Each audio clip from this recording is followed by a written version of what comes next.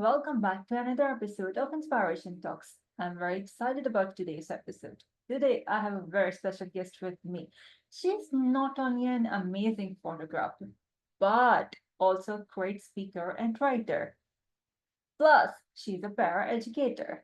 In our today's episode, we will be discussing what is learning disability, what are the symptoms, and how to tackle it. So don't forget to watch the whole episode. For any delay, let's welcome Michelle Steiner. Hi, how are you doing today? I am doing great. How are you? I am good too. So, Mitchell, can you give a short intro about yourself? What do you do? What's your profession? Sure, I'd be happy to. Well, my name is Michelle Steiner. I live in the United States with my husband Ron and our two cats, Jack and Sparrow. I am a paraeducator. I work in a school with students who have disabilities and some who don't. I am also a writer, a speaker, and photographer. And I have a blog called Michelle's Mission, where I write about life with a learning disability and feature my photography. That's impressive. That's very impressive. You are a multi-talented person. You're doing great job. So, Mitchell, what is learning disability basically and how to deal with it? Sure. I work with students that have a wide variety of different disabilities. We have a general education classroom where we have students that do have disabilities, and we also have students who may not have a disability but might just need a little bit of extra help in the classroom as well. Some of our students have learning disabilities, like myself, and when somebody has a learning disability, they really struggle with one area or two of being able to understand information. And then they have a really high area that they're great at. For me, I have a math learning disability, so my math skills are really low, but then I have better reading skills as well. We have students that have autism. We also have students that might have difficulty paying attention. They may have ADD or ADHD. We also will have ones that might be blind, visually impaired. I've also had students who have been deaf or hard of hearing. And we even get ones that maybe don't necessarily have a disability, but they have a health impairment where we need to know what to do if there's a situation in the classroom or just things to be aware of as well. Okay, so as you mentioned about learning disability, so can you Mhm. tell what exactly is learning disability and what are the symptoms, how to figure out that this student has learning disability? Right. One of the things that you want to try to look for is how are they cognitively in the classroom? Are they able to be with very young children? Are they understanding their colors? Are they able to count? Are they having difficulty with reading sight words? Are they able to memorize their math facts? Are they having trouble with sitting still? Or are they having an issue with writing their name? Are they having difficulty with dot to dot pages? Are they just frustrated? Are they comprehending a lot of the information?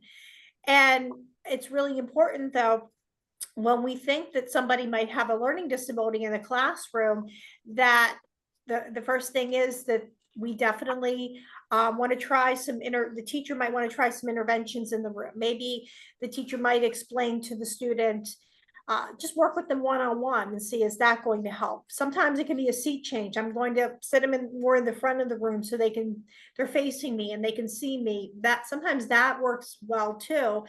Other times we might have a para in the classroom, and I have had that where I've worked with students in groups and just helped them. And when that doesn't work, sometimes we'll have somebody that'll come in and they'll do just an evaluation. Just we might get a school psychologist that comes in just to kind of look and see what's going on. And if we start to see that that's not even helping, or based upon that recommendation, we'll usually try to get parents in to see if their student, if they can test them. If mom and dad say sure, we go and we get them tested for having a learning disability. They go through a number of cognitive tests.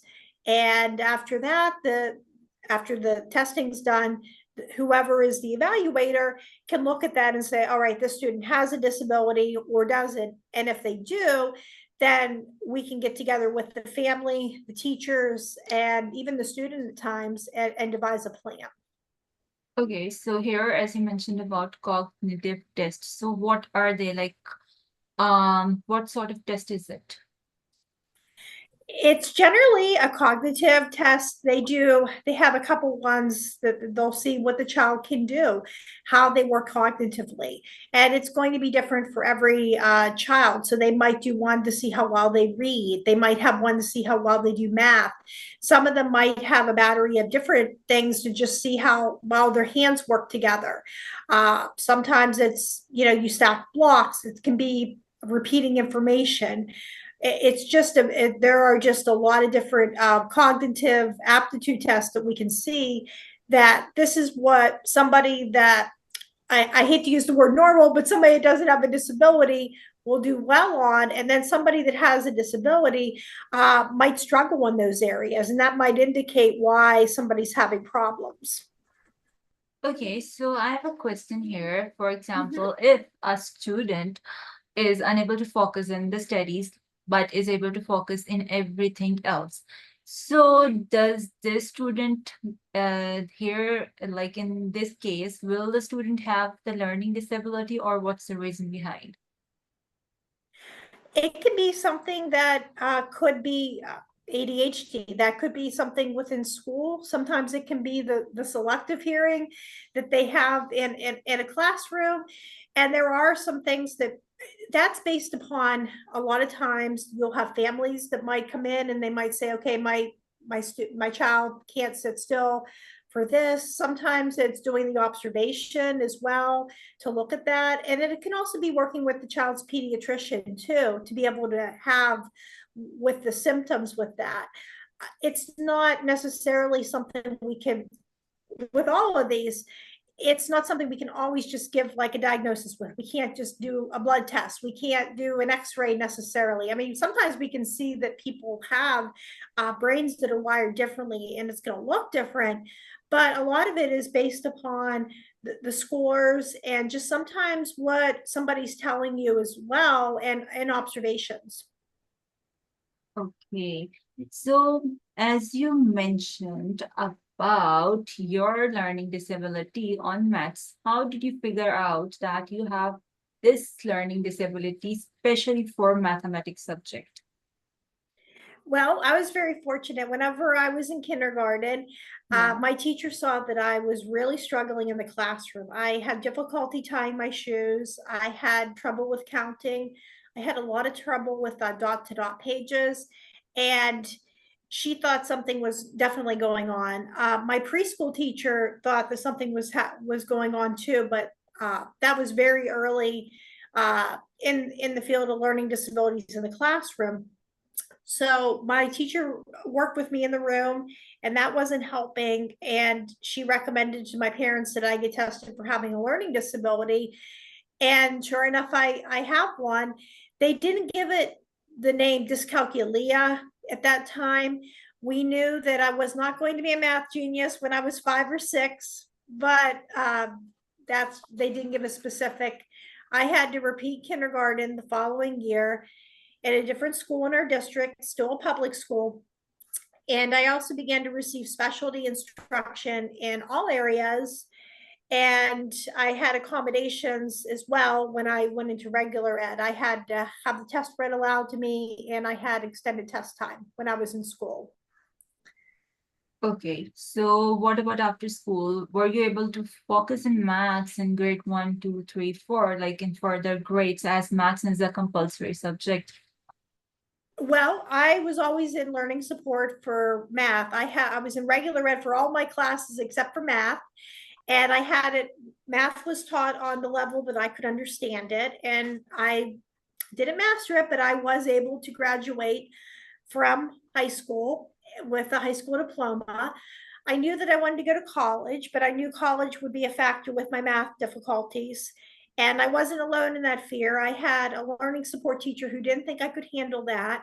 And she suggested a trade school, but nothing there interested me.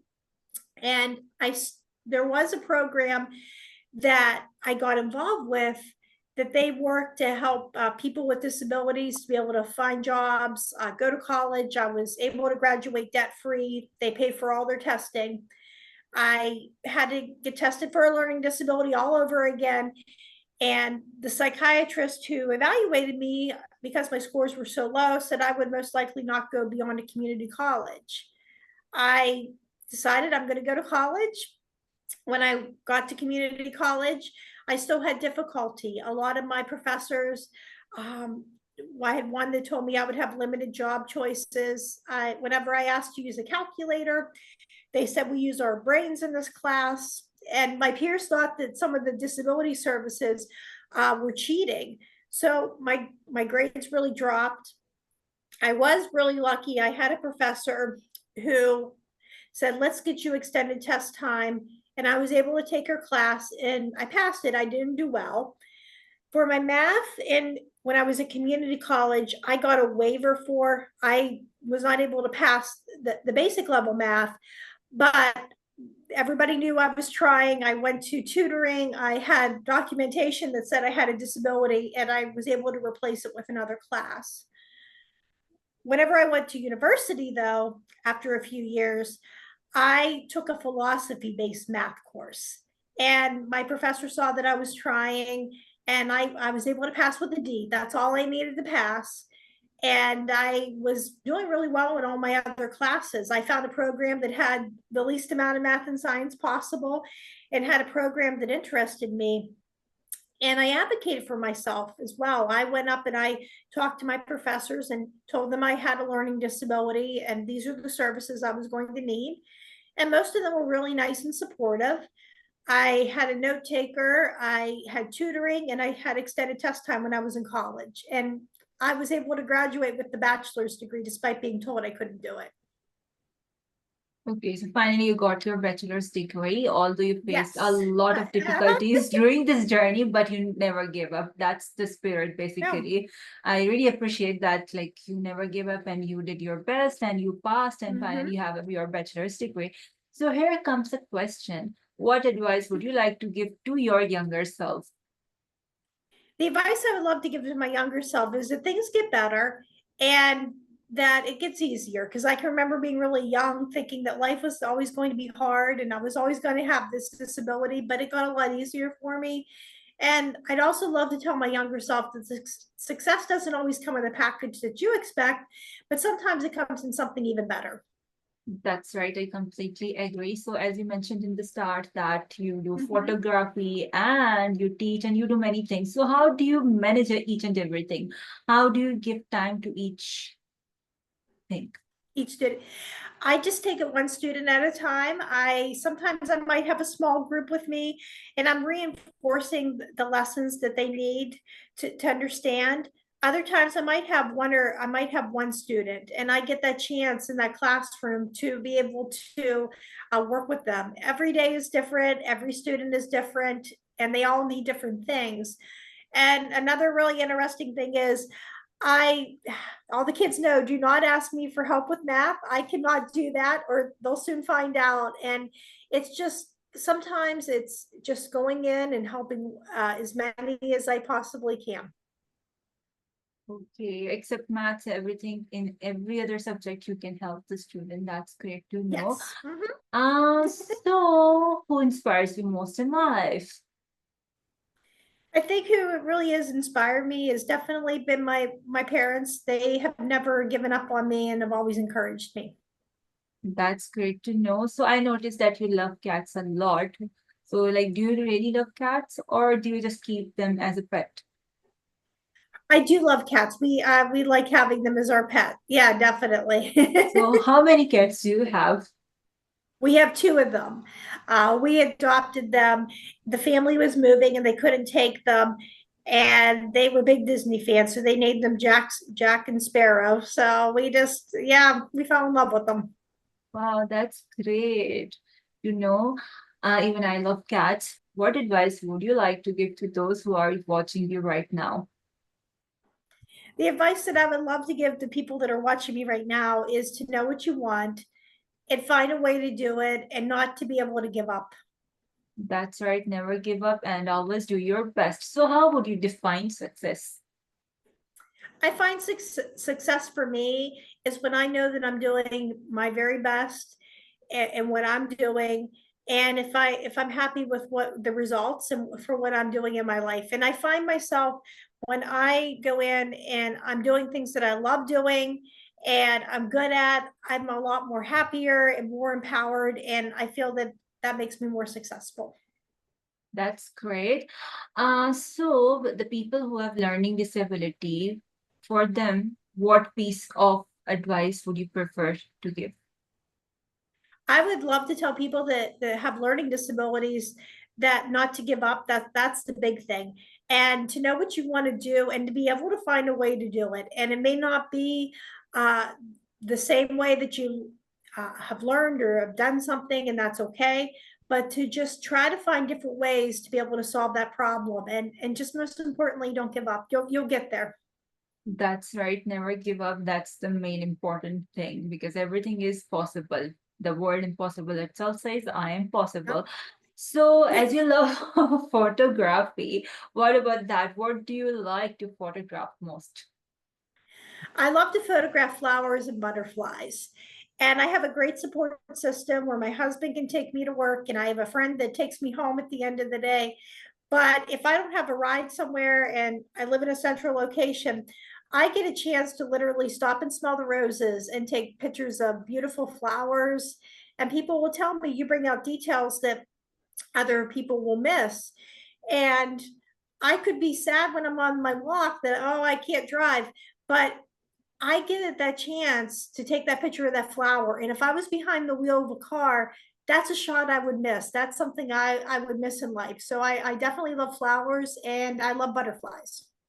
Flowers and butterflies. So, is your gallery full of butterflies and flowers? Yes, I do have prints on my online store of flowers, and I do have butterflies as well. And I've had artwork placed in magazines and featured in some art centers as well. That's amazing. So, what's your favorite flower? My favorite flower Yeah. is peonies. That was one of the flowers when I got married that I carried in my bouquet, and it's a kind of a nice story with that. My grandfather was also a really big gardener as well, and I knew that I wanted to. My favorite color is pink, and I knew I wanted peonies for my bouquet. And my parents, they had them growing in their garden. I had other family members, and where I was renting at is where we had our ceremony, and we started to plant flowers a couple years before we knew we were going to get married, and we got some nice flowers. We got well, not flowers. We got some nice leaves. Nothing was really blooming. So my family said, "Okay, that's all right. We'll bring some peonies for your bouquet. We'll bring some for the decorations." And right before our rehearsal, after our rehearsal dinner, I was sitting out on the back porch, and I, one bloom was on that peony, and that's the only thing that bloomed for that day. And after our wedding, it didn't bloom anymore, and it was just like it was my grandpa saying hello to me. Oh, kind of the story is sad, but beautiful Mhm. also. Yeah. So, what country would you like to visit if you get a chance? Hmm. I'd like to go to Canada. We are close to Canada where we're at, so I think it would be nice. I would like to see there's a butterfly garden, and I'd love to go and visit. That's lovely. I really hope that you visit Canada and you visit the flower garden too. So it was Nice. great talking with you, Mikkel.